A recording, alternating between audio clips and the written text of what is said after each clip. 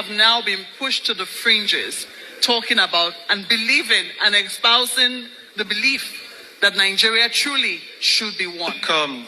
We need to begin by resolving a conceptual crisis.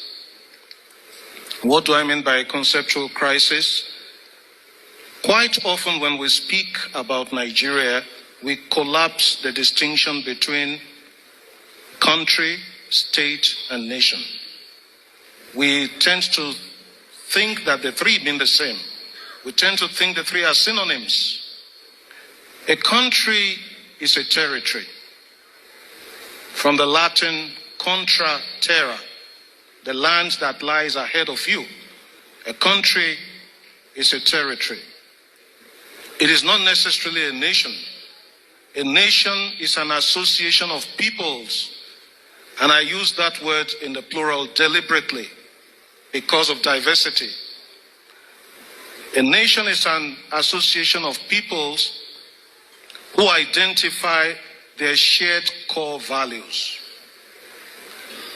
And on the basis of their shared core values, they give themselves a constitution which will now establish institutions that make up the state.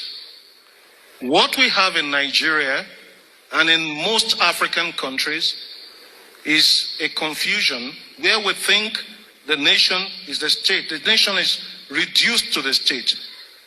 We have a country quite all right by the fact that we live within a territory, even if that territory is not secure, as we all know. But we don't have a nation. We have institutions that make up the state. We collapse the nation into the state.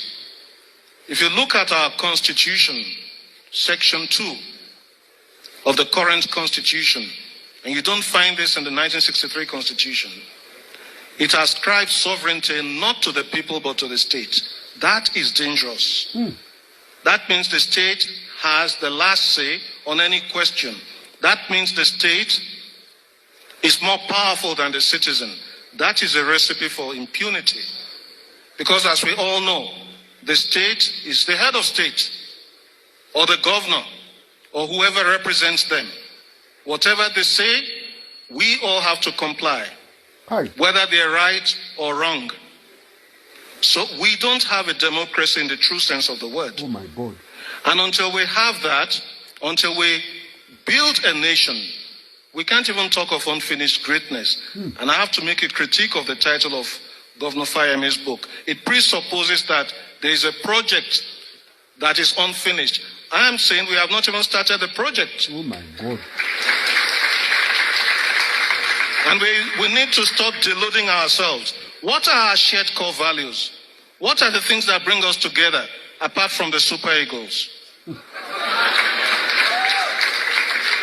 You know, when I had this experience, 2013, I was visiting a place called Do in Plateau State. The Plateau State governor is here.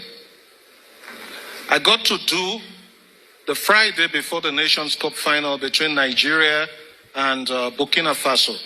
And there was tension everywhere. But on Sunday night, when Nigeria won the game, the final match, the tension dissipated.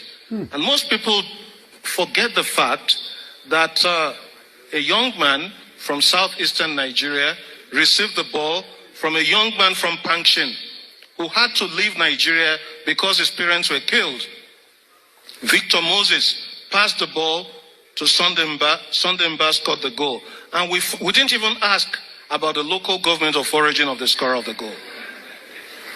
So what are our shared core values? If you ask the Americans, they talk of life, liberty, and the pursuit of happiness. We don't have one. And it is when we begin to identify our shared core values that we begin to build a nation.